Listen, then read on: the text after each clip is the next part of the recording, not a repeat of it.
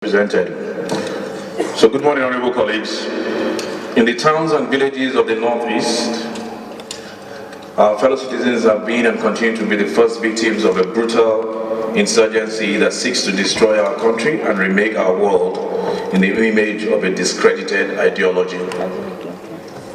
On Saturday, the 28th of November 2020, 43 of our fellow citizens in the town of Zabamari were cruelly murdered and decapitated by insurgents of the Boko Haram terrorist organization.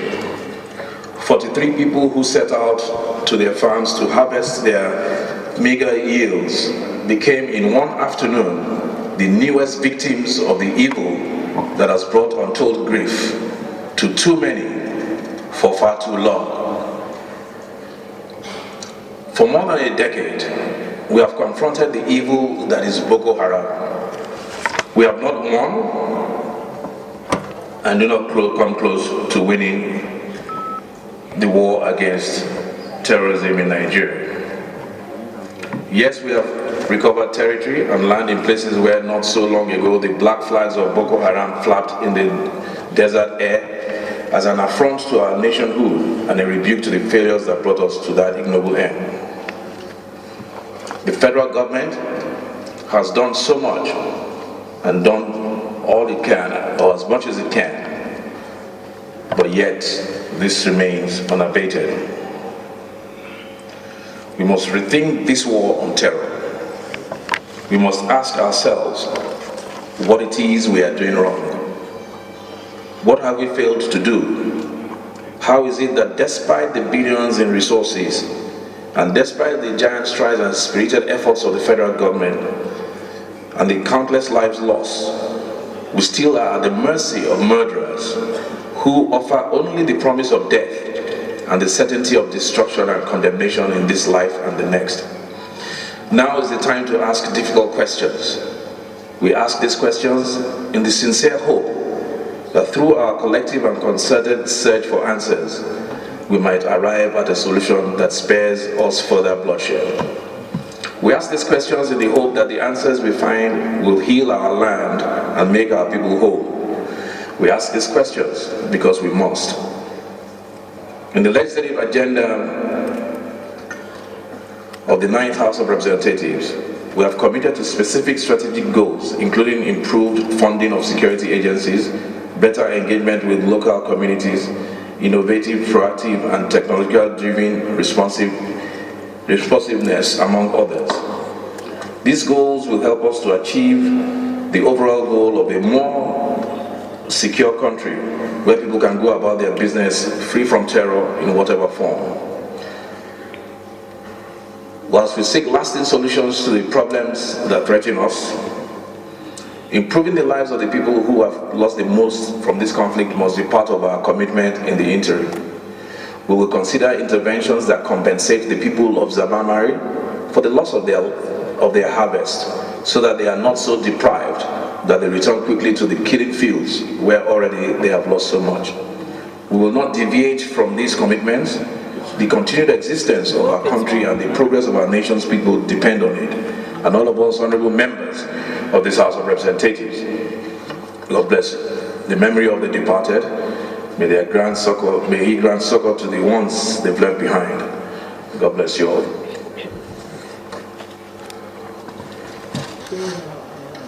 I stand to move a motion of urgent public importance myself and 9 of my co-sponsors. All of us are from Borno State, but the urgent need to condemn and investigate innocent killing of unarmed farmers in Jere local government of Borno State. Last week. Among the sponsors, Mr. Speaker, including the Deputy Whip, the Minority Leader, Shehu Koko, and many more, because of its sympathetic nature of how brutally these young farmers, some of them are even secondary school students. I so move to take the motion.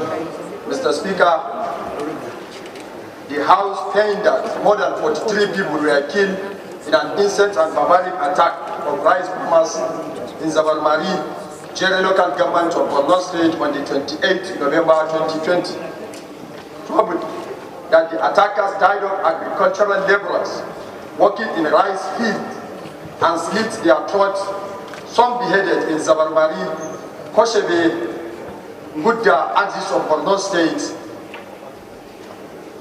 village near Jere local government. Disturbed that some of the victims were laborers of other states of the Federation who had traveled to work on the rice farm field in Borno State.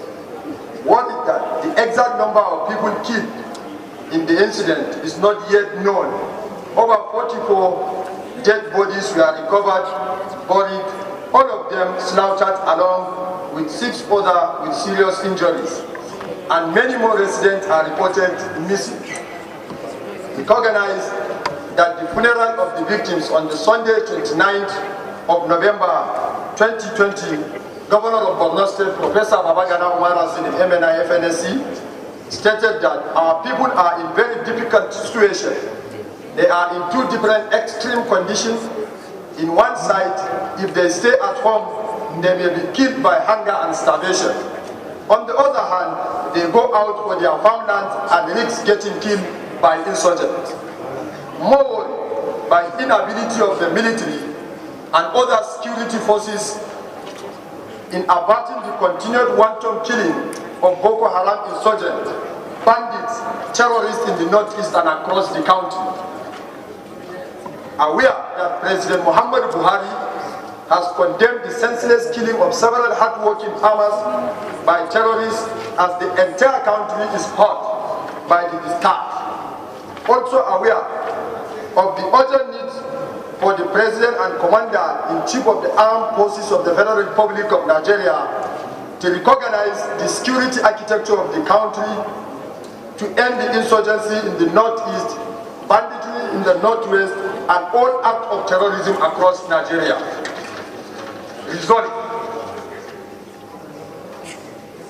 to ask the federal government to declare a state of emergency in the nation's security sector.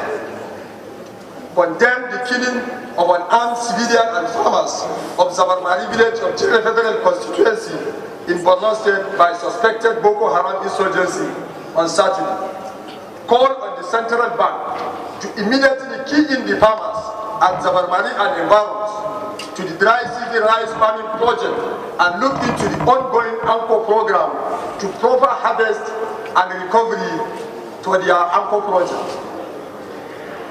The House should set up a committee to commiserate with the Governor of Borno State immediately. Observe a minute's silence in honor of the victim of the incident that lost their lives. I so moved, Mr. Speaker, sir.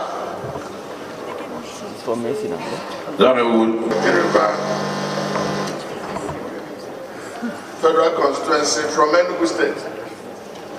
Mr. Speaker, honorable colleagues, I bring these amendments and I wholeheartedly adopt the submissions made by our colleague, Honorable Solomon, with regard to the killings of our citizens in Borno State. Mr. Speaker, I also make this amendment mindful of the observations of the Sultan of Sokoto that northern Nigeria, or Nigeria, is the most insecure place to live in this country. 2 is that our farmers don't have to take permission to go to farm. 3 is that we cannot be at the mercy of Boko Haram. We have DICON, which is Defense Industries Corporation, that ordinarily should be responsible for manufacturing of arms in this country. And you know, Mr. Speaker, the Leahy law forbids any country, whether it is an allegation or it is true, that breaches human rights to import arms from the United States. And that has been responsible for the past 10 years why Nigeria is not able to import the necessary arms needed for prosecution of this war. So I will ask the House that we mandate the House Committee on Defense and Army to investigate the Defense Industries Corporation of Nigeria on their manufacturing status to determine their level of preparedness regarding weapons needed for national use. 2 is we have ordered some equipment from overseas. So the House should mandate the House Committee on Defense and Finance to investigate the status of the procurement of $1 billion worth of equipment since 2018. 3, since non-state actors can bear arms and kill our citizens without any let or hindrance, Mr. Speaker, the House should seek an amendment to the Firearms Act to give eligible Nigerians the right to bear arms. I so move, Mr. Speaker. And I represent the people of Anoche Federal Constituency. I'm from Delta State. Mr. Speaker, I rise to second the motion as moved by Deputy Minority Leader Honorable Toby Okechukwu. I so second. Conferred by the Legislative House, powers and privileges, acts to welfare, laws of the Federation of Nigeria, and other services, practices, precedents, usages, and customs.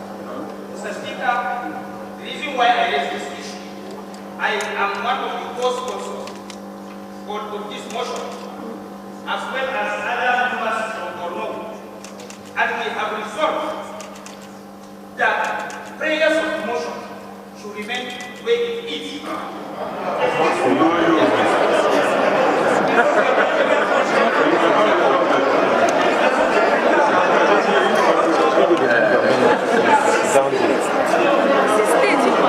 Please allow Honorable Jaha, please.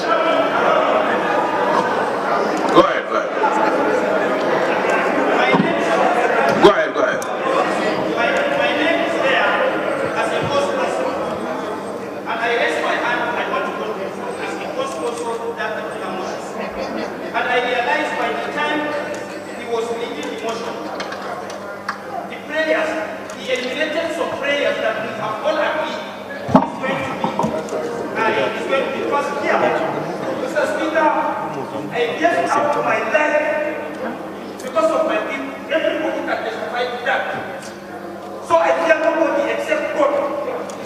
The resolution we put is that we are going to invite Mr. President to come and explain.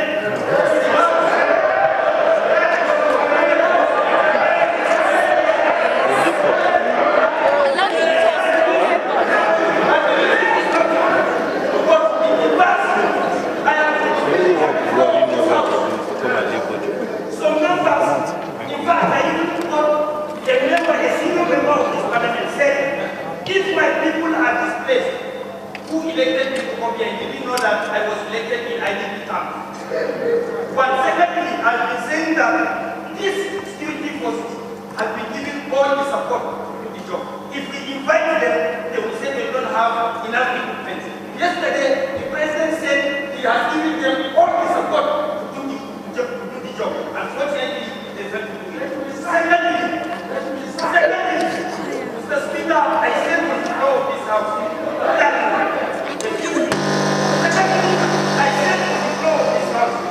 that Nigerian armed forces are not taking the budget to their doorsteps. And everybody is on that, yes, they are not taking the budget to their doorsteps. Yesterday, the president confirmed that this time around they should be taking the budget to their doorsteps. It shows in the past they have been on offensive. The battle to their doorstep.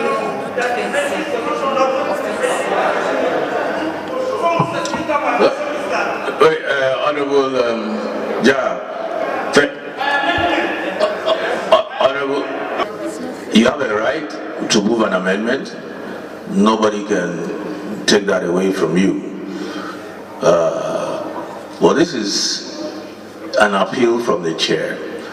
Because we are talking about security matters, you and I know that the channel of discussion of security matters such as this will not be to invite the president to come and disclose issues of security and what they are doing. It will be counterproductive. And I understand the feelings and the emotions which you display and which you've always displayed on issues such as this. And I share that passion, I share that emotion. But in being, as parliamentarians, we must sometimes balance it and not just be a knee-jerk agreement with what is actually practical. Like I said, the prayers were all encompassing. By asking this president to declare a state of emergency, which was part of the prayers, it allows for extraordinary measures. That singular, there are 3 or 4 prayers, but that singular one prayer is more important than the president coming to tell us anything. If they can declare a state of emergency in security matters, it allows for the gendarmes, it allows for the mercenaries, it allows for whoever we want to bring in. Because without that state of emergency, we cannot even do what your governor is asking us to do, which is to invite mercenaries and foreign mercenaries. We cannot constitutionally do that. So that's why that prayer, the prayer was well thought out to allow extraordinary measures in a state of security emergency. So it's an appeal so that we don't react based on the passion we all feel. I read a statement on the floor of the House before we even started on this issue, and I hope with emotion and the prayer that should suffice. So, Honorable, I'm appealing to you, can we just, because of what it involves in security matters, rather than asking the president to come to the House.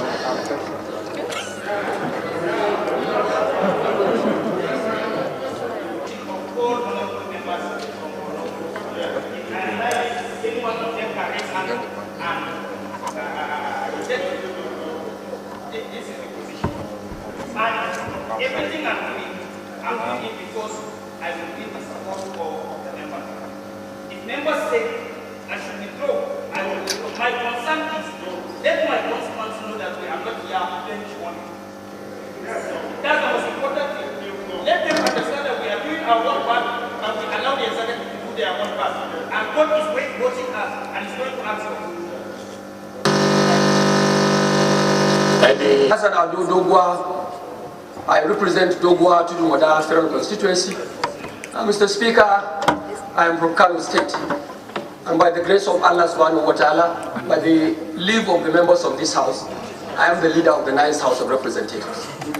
Mr. Speaker, I rise to add my voice, very strong voice, to the motion moved by Honorable Satomi, Engineer Satomi. And I want to believe no single member here will have his voice away or against what Satomi has moved this morning.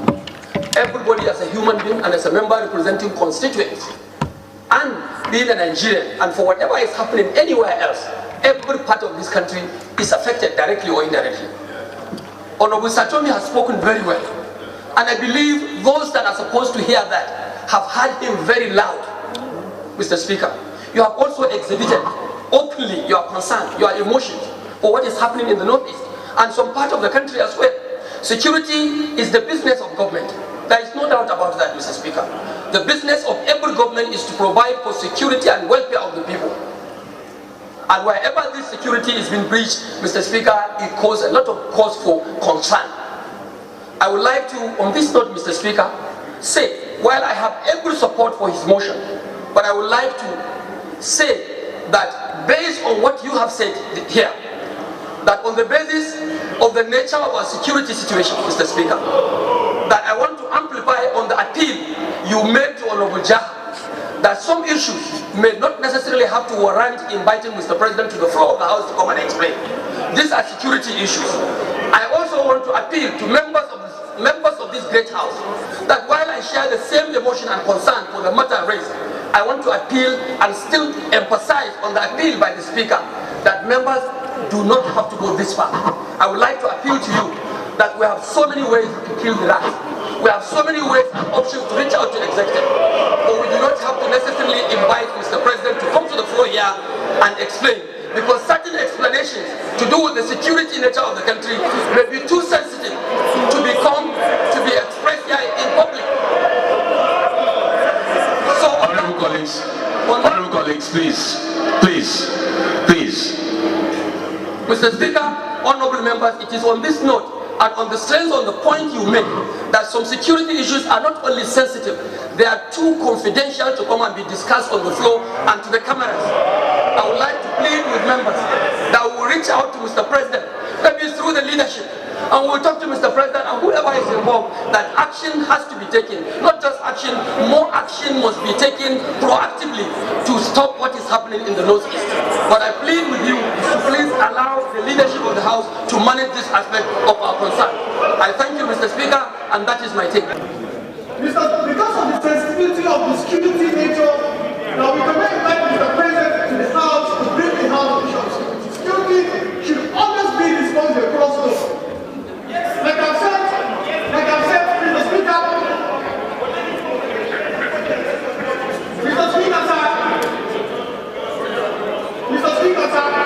he's trying his best. Mr. President is doing his best, and all of us know. We're the people that are affected by this.